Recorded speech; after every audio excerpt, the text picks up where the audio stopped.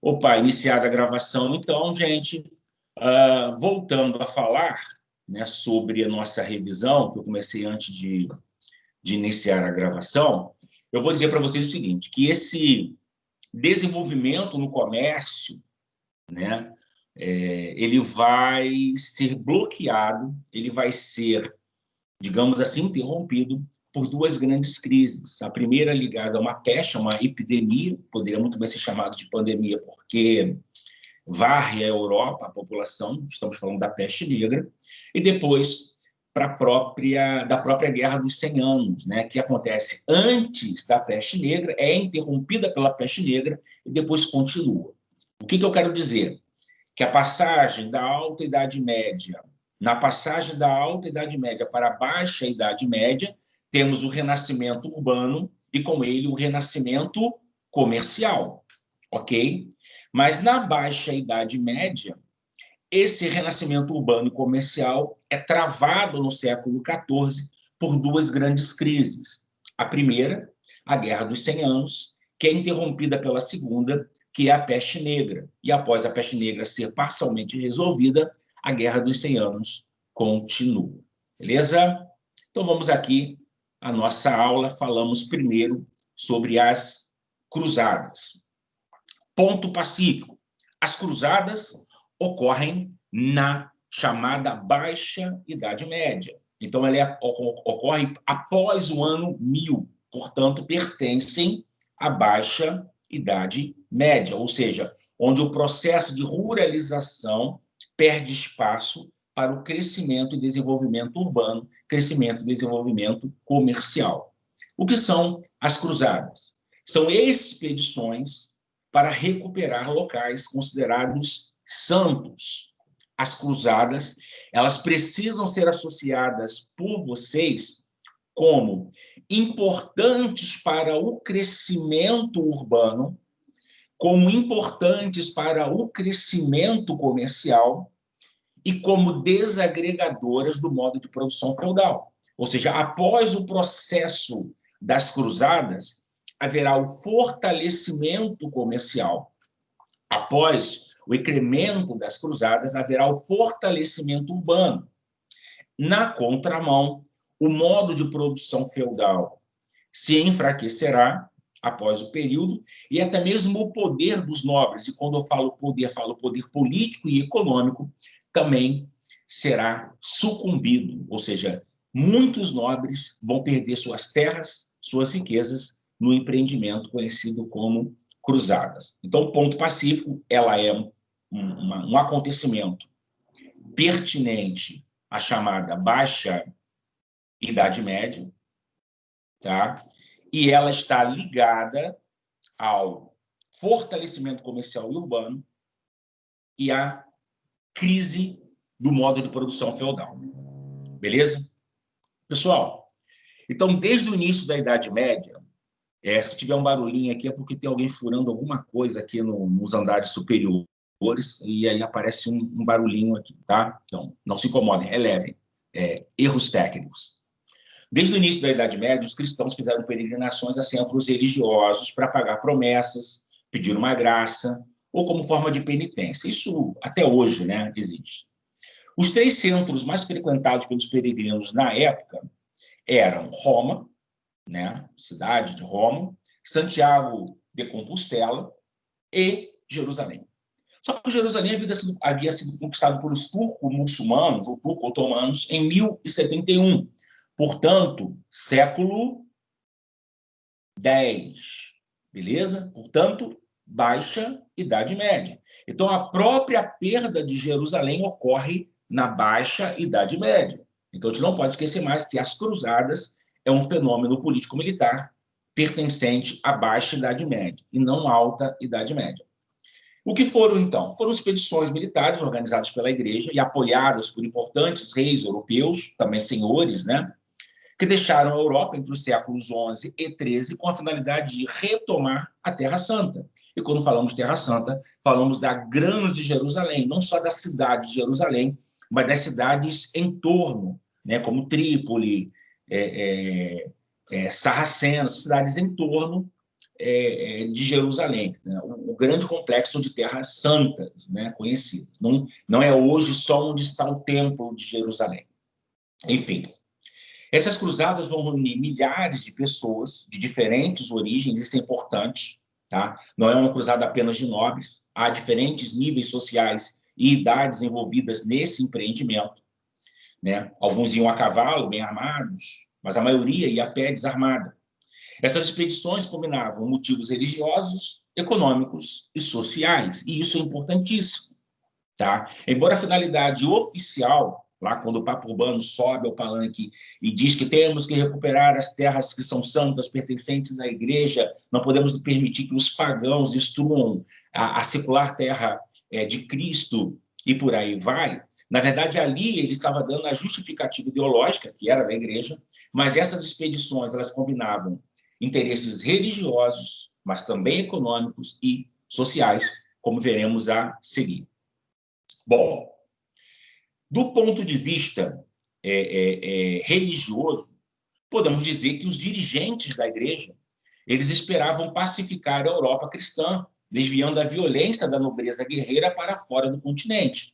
Como vimos, a alta Idade Média, ou seja, no período do modo de produção feudal, no período da ruralização, ou no período onde o modo de produção feudal é mais forte, os nobres se preocupavam muito com guerras internas. Então, havia um desprendimento de dinheiro, de recursos, né, e de esforços para combates internos, né, combates territoriais, né, combates de reis contra reis, né, de senhores contra senhores. E isso atrapalhava os planos da Igreja, que pretendia tomar conta da Europa, né? Ou seja, lembramos que no período da Alta Idade Média, onde o sistema político é descentralizado, o único poder centralizado que podemos tomar como referência é exatamente a Igreja Católica. E essa Igreja Católica tinha preocupação com a expansão islâmica, né? Lembrando que essa expansão islâmica já tinha ocorrido à época do Império Carolíngio. Lembramos, né, que foi exatamente um rei carolíngio que impede a expansão islâmica para a Europa. Então, havia essa preocupação por parte da Igreja. Então, se ela pudesse unificar esses esforços e esses recursos em favor dela, seria interessante. Então, a expansão da fé cristã aumentaria ainda mais o poder da Igreja sobre outros povos. Os nobres europeus, sem terra, porque lembro que eu disse para vocês que apenas o mais velho, né, o primogênito, herdava o feudo. Portanto, seus irmãos eram armados cavaleiros. Lembro a vocês que se armar cavaleiro significa ter, além da armadura, do armamento, uma comitiva, né? Um grupo de pessoas. Então, o senhor feudal ele dava suas posses ao primogênito. Esse passava a ser herdeiro das terras, dono das terras. E seus irmãos eram nomeados cavaleiros, pertenciam a uma terra, mas não eram donos dela. Pertenciam a um brasão, mas não eram donos desse brasão, ou não era a figura mais importante desse brasão, né? Então eles se armavam cavaleiros, eles montavam uma comitiva, um grupo de pessoas leais a ele precisava armar essa comitiva e se armar como senhor, né? Esse nobre, ele lutava nas guerras, né? Lembrando que essa era a função do nobre, exatamente lutar nas guerras. Então ele estava sempre em busca de casamentos rentáveis e de espólios de guerra. Opa, se é espólio de guerra que tem lá no Oriente, é para lá que eu vou. Os mercadores europeus, por exemplo, pretendiam aumentar seu comércio com o Oriente. Era interessante que as cruzadas estreitassem esses laços, né? E permitir alguns privilégios. Por exemplo, os comerciantes da Itália, né, os genoveses e venezianos, tinham como principal concorrente exatamente os comerciantes bizantinos, que era a chamada cidade de entrada do Oriente. Então, todo o produto rentável do Oriente, como especiarias, depois vamos ver até o açúcar, né, o açúcar arábico, acabava sendo o monopólio dos comerciantes bizantinos. Esses é que vendiam os produtos do Oriente para o Ocidente. Então, interessava aos comerciantes da Itália, sobretudo genoveses e venezianos, chegar até esse comércio. Então, há motivos para todos. Há motivos para a igreja, há motivos para nobres, há motivos para mercadores e há motivos comuns, né, de pessoas que apenas buscavam obter salvação diante dos pecados cometidos. Por exemplo, havia um selo de perdão. Às vezes, pessoas que estavam condenadas à morte, e aí alguns filmes medievais mostram isso, pessoas que eram condenadas à morte tinham a escolha de lutar em favor da igreja, tinham a favor de lutar pelas cruzadas como forma de redenção. E havia até uma espécie de diplomação de redenção para aqueles que voltavam, né? Era como se fosse o perdão da igreja. Então, eles não poderiam mais ser presos por terem prestado esse serviço. Então, eram comuns assassinos, pessoas condenadas por crimes menores, e até pessoas que se sentiam pecadoras por algum motivo, né? E que empreendiam nessa aventura como forma de salvação, como forma de penitência, e por aí vai. Beleza? Bom, as cruzadas tiveram 8 expedições. Então, foram 8 expedições cruzadas. É lógico que eu não vou citar todas. Eu vou citar apenas as que são comuns serem abordadas em vestibular, no Enem. E no Enem que sejam perguntadas especificamente, mas citadas, por vezes, no razoado, né? Na questão que sobrepõe ali a pergunta específica, né? Então, tivemos a primeira cruzada, em 1096, logo depois dos turcos terem tomado a Cidade Santa, né? A Terra Santa. Em 1096, não tinha reis envolvidos, por isso era uma cruzada importante. Nenhum rei empreendeu. Ela foi formada apenas por cavaleiros que vão receber ajuda dos bizantinos, que estão ali próximos, né, ao Oriente. Eles até tomam Jerusalém, mas por não ter exatamente esse poder centralizado, decisório, eles acabam perdendo alguns anos depois. Então, cerca de 30 anos depois da primeira cruzada, eles perdem novamente a terra para os turco-otomanos. Mas a primeira cruzada ela tem sucesso. Tá? Ela retoma Jerusalém, porém, pela inexistência de uma centralização política, pelas disputas para ver quem governaria Jerusalém, não se formou ali um estado fortificado suficiente para combater as tropas de Saladino. Tem um filme, né, chamado As Cruzadas, aconselho vocês verem, e ele trata exatamente do período entre a primeira e a segunda cruzada. Aliás, entre a segunda, isso mesmo, entre a primeira e a segunda cruzada. Tá bom? Então, interessante. A segunda cruzada ocorre em 1147, lógico que eu não tenho que lembrar de data. Ela vai ser liderada pelo rei da França, né, Luís VII, e também por Conrado III, que era líder do Sacro Império Romano, do Sacro Império Alemão, né? Toda vez que você ouvir a palavra Sacro Império, estamos nos referindo ao Império Alemão, né? Lembrando que esses reis não se entenderam, né, em relação à liderança da Segunda Cruzada, e ela acaba sendo vencida pelos muçulmanos. A Terceira Cruzada, ela é a que mais aparece nos vestibulares, porque ela é conhecida como Cruzada dos Reis, porque ela vai contar com a participação do rei inglês Ricardo Coração de Leão e do rei francês Felipe Augusto, né, também do rei Frederico Barba-Ruiva, do Sacro Império. Nessa cruzada, há um impasse. Não há vitória dos cruzados, mas também não há vitória dos turco-otomanos. O que vai ocorrer? Haverá um acordo. E nesse acordo, que é chamado um acordo de paz, né?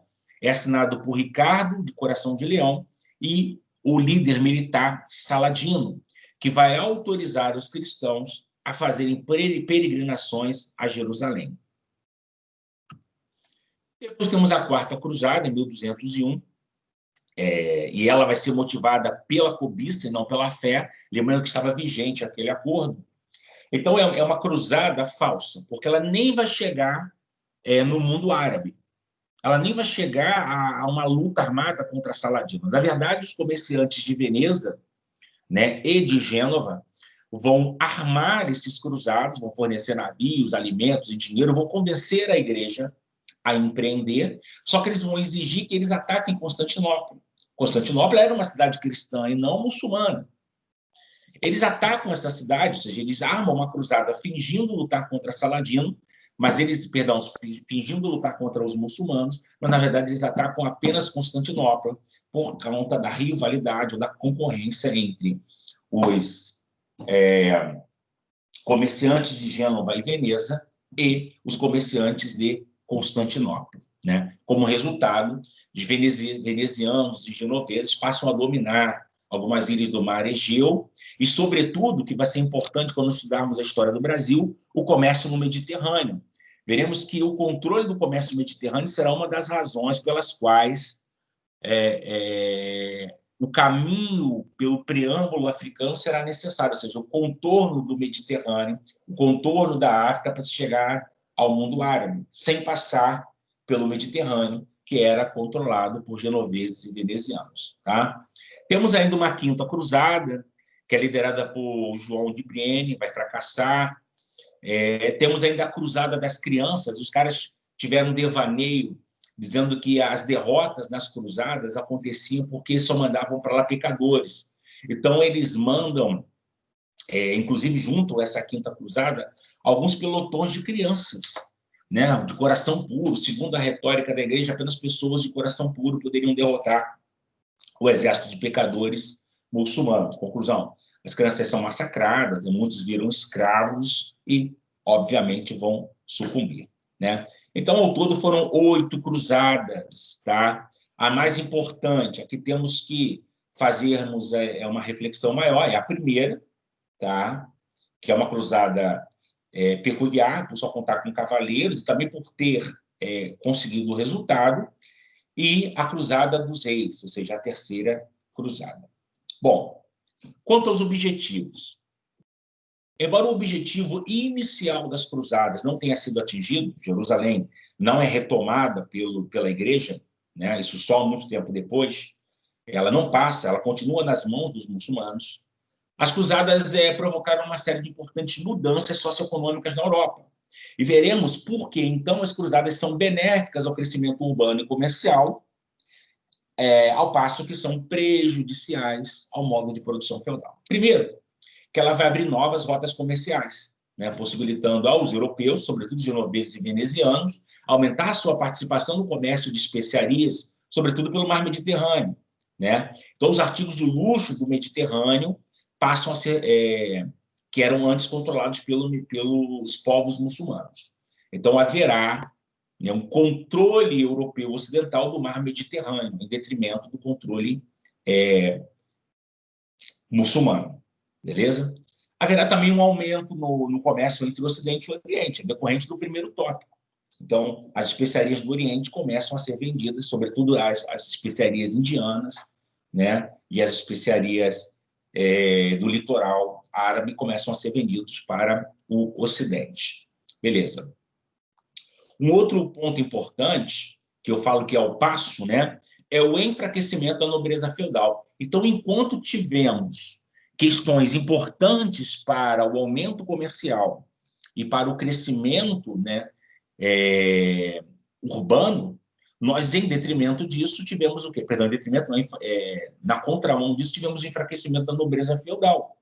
Essa nobreza feudal, ela se enfraquece porque os nobres voltam de mãos vazias. Aqueles espólios de guerra, né, sonhados, acabam não ocorrendo. Muitos nem voltam, morrem nas cruzadas. Outros, quando voltam, encontram suas terras tomadas por revoluções camponesas devido à fome, né, e devido até à ausência de poder fiscalizador. A França, por exemplo, na sua região norte, ela vai perder um grande número de cruzados, porque até é a região que mais envia senhores, né? Lembro para vocês que a maior parte dos senhores feudais e essas características estão na França e na Alemanha. Bom, visto isso, né, vimos que as cruzadas pertencem, digamos assim, elas fazem parte do ponto positivo ao crescimento urbano e comercial. Tá? Mais uma vez, alta Idade Média, crescimento, alta Idade Média, processo de ruralização, auge do modo de produção feudal, baixa Idade Média, ressurgimento urbano, renascimento comercial e queda no modo de produção feudal. As cruzadas ocorrem na Baixa Idade Média e são favoráveis ao comércio, são favoráveis ao crescimento urbano e desfavoráveis ao modo de produção feudal. Prova é que ela vai trazer grandes prejuízos aos nobres feudais, seja pela própria morte, seja pela perda de terras devido a revoluções camponesas e a inexistência de um poder local. Enfim, também vão contribuir para o fim do modo de produção feudal a perda de recursos financeiros, né? Porque para você empreender as cruzadas, os nobres precisavam investir antes. Logo, quando voltavam, sem os espólios, não tinham recursos financeiros para poder investir na terra. Esse crescimento comercial, esse crescimento urbano, que vai tomar conta da Europa no século XI, XII, XIII, vai ter um stop, vai ter uma paralisação num período que ficará conhecido como crise do século XIV. Então, de cara, a crise do século XIV é uma crise no crescimento urbano, é uma crise no crescimento comercial, tá?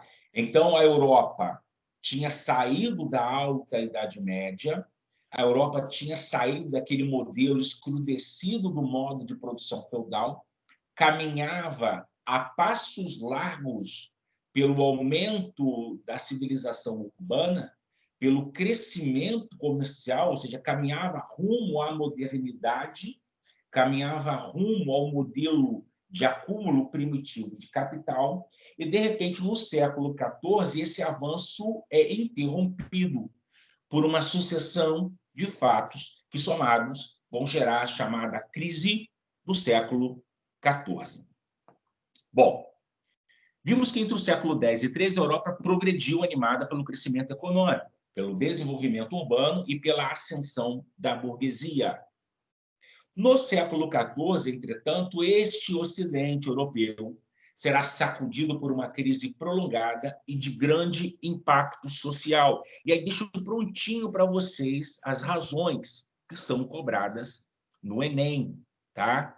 Então, Enem, eu anotei aqui para não esquecer, cobrou essas questões no ano de 2009, no ano de 2011, no ano de 2015 e 2017. Então, foram questões recorrentes no Enem, beleza? Quais foram as principais razões? E retirei exatamente das respostas, ok? A produção agrícola medieval já não conseguia atender às necessidades da população que vinha crescendo em ritmo acelerado. E aí uma pausa. Professor, mas como assim? Você disse outrora que os avanços tecnológicos e o aumento das terras cultiváveis exatamente gerou o excedente de produção e, mais bem alimentada, a população cresceu e, crescendo, houve o crescimento urbano e comercial. Como agora essa produção agrícola entrará em declínio? Explico para vocês, tá? É porque aqui está será quase que cíclica. Então, vamos entender. Primeiro, haverá uma guerra, vamos estudar daqui a pouco, conhecida como Guerra dos 100 Anos, mas que, na verdade, durará 116 anos. Essa guerra envolve França e Inglaterra, veremos daqui a pouco mais especificamente, pelo controle de algumas regiões e pela sucessão do trono francês. Essa guerra, obviamente, vai captar, né? Lembrando que esse mundo medieval ele gira em torno de França, Inglaterra e Alemanha. Então, essa guerra vai captar recursos, ou seja, a produção agrícola acaba sendo uma produção de guerra, voltada para alimentar os exércitos, além da captação de força militar, ou seja, muitos camponeses serão convocados à batalha. E convocados à batalha, deixam o plantio de lado. Também haverá, veremos daqui a pouco, a peste negra, né? Ou a peste bubônica, uma doença epidêmica que vai varrer um terço da população europeia. E se ela torna a população doente, haverá um decréscimo populacional. E o decréscimo populacional vai fazer com que haja também um decréscimo na produção agrícola. E por ter um decréscimo na produção agrícola, a população ficará mal alimentada. E mal alimentada é mais suscetível à doença. Então, é uma ciranda que vai somar a guerra, e essa guerra consumirá recursos e mão de obra, haverá a peste, e essa peste dizimará um terço da população europeia, e se eu tenho uma mortalidade, um aumento da mortalidade na população europeia, eu tenho uma diminuição na força de trabalho do campo. Se tem uma diminuição da força do trabalho do campo, também haverá o quê? A diminuição da produção agrícola, e a ciranda continua, e vai fechando. Então, é cíclico o problema. Tá? E não haverá, digamos assim, uma solução técnica capaz de fazer com que esses alimentos sejam produzidos com uma mão de obra menor. Tá? Algumas áreas, por exemplo, que seriam destinadas ao uso agrícola, acabam sendo utilizadas na criação de ovelhas e extração de lã, para costurar, por exemplo, os uniformes dos soldados ingleses, dos soldados franceses, né? Também para atender a demanda de manufatura. Lembra que já havia uma certa industrialização dos artesãos, né? A chamada burguesia. Isso tudo vai contribuir para esse impacto social. Haverá uma retração econômica, e essa retração econômica vai gerar crises de fome e morte. A subnutrição vai facilitar a ocorrência das doenças. Tem até um ditado medieval que diz que depois da fome, a peste come. Com a retração econômica, a crise alimentar, a peste toma conta da Europa. Um outro grande problema eram as péssimas condições de higiene nas cidades. As cidades se desenvolveram, ok. O comércio se desenvolveu, ok. Mas não havia coleta de lixo, não havia saneamento básico, né? Havia um tipo de construção, para que vocês tenham uma ideia, eles construíam galerias. Essas galerias tinham comportas, então a cidade ela tinha umas ruas que eram feitas para serem alagadas em determinados dias da semana, então as fossas ficavam do lado de fora, então eles abriam as comportas, a água do rio ou do mar entrava, passava pelas ruas, lavava a sujeira das fossas e levava para o mar ou para um sumidouro qualquer que tenham feito. Mas as condições de higiene eram péssimas, né? As aglomerações constantes, porque ali haviam centros e feiras medievais. Portanto, essas condições de higiene vão contribuir também para o surgimento de doença. Então, em resumo, a fome e as péssimas condições de higiene vão facilitar a ocorrência de uma terrível epidemia, conhecida na época como Grande Peste, né? Depois se ficou sabendo que era a peste bubônica, né? Na verdade, essa peste bubônica, o que acontecia? Ela era uma doença na região arábica, né? Da região no mundo árabe, e nesse comércio do Mediterrâneo, durante as cruzadas, os navios, né, foram impregnados de pulga, que era o principal vetor dessa doença. Essas pulgas picavam cachorros, picavam ratos, e esses ratos transmitiam para os seres humanos, os cachorros transmitiam para os seres humanos. Havia algumas formas, né? Essa doença ela se manifestava, por vezes, pela transmissão respiratória, né? Por vezes, pelo contato físico. Então, essa peste bubônica, a grande peste, vai matar um terço da população europeia.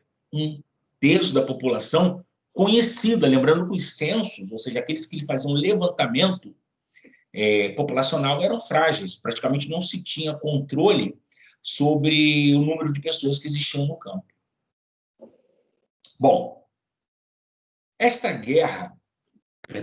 peste negra, ela vai interromper uma guerra que é conhecida como Guerra dos 100 Anos, que vai durar do século XIV até o século XV.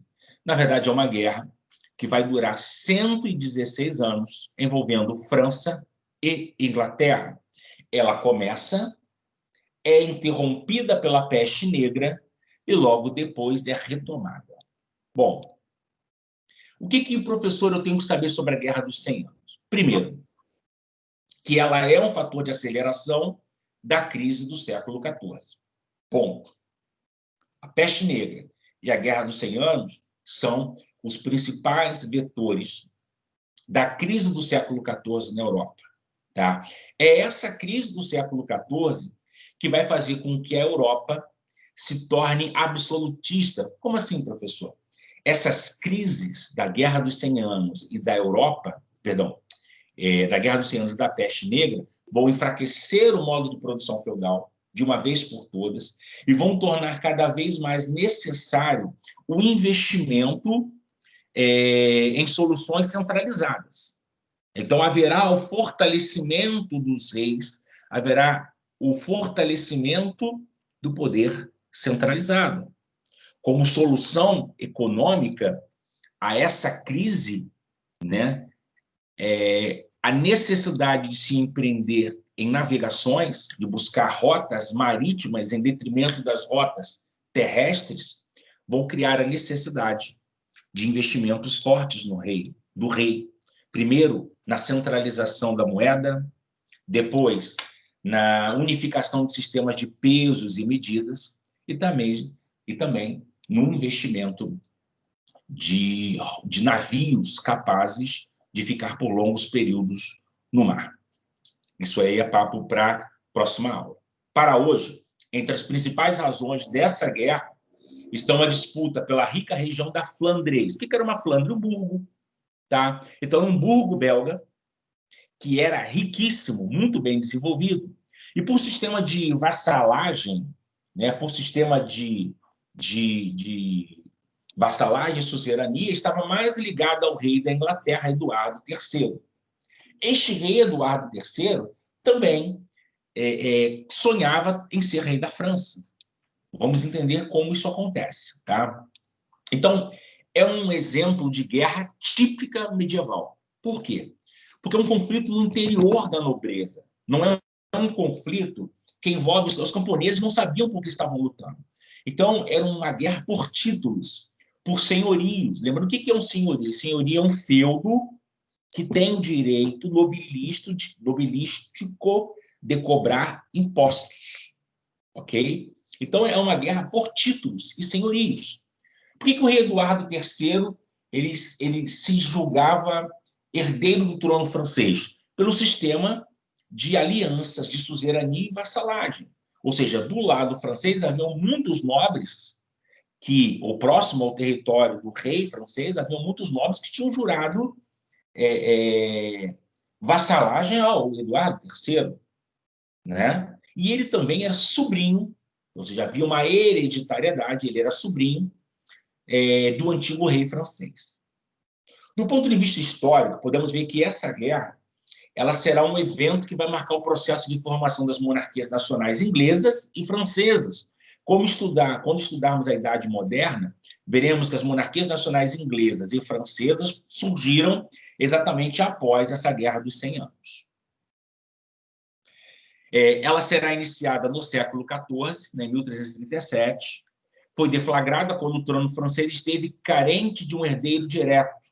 Aproveitando da situação, o rei britânico Eduardo III, que era neto do monarca francês Filipe, o Belo, vai reivindicar o direito de unificar as coroas inglesas e francesas. Como não há uma hereditariedade do Filipe, Eduardo falou, opa, sou sobrinho, estou aqui. Ele não havia um herdeiro, só que os nobres franceses disseram, não, peraí, não, escolha outro, mude a casa, mude o brasão, mude a dinastia, mas não podemos entregar o trono francês a um rei britânico.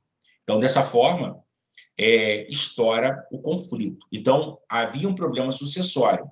E a outra questão que mais interessava Eduardo do que a França era o controle da região da Flandre. Né? Então, ele queria o controle absoluto sobre a região da Flandre, que ficava na Bélgica, mas que ali haviam comerciantes, né, e senhores.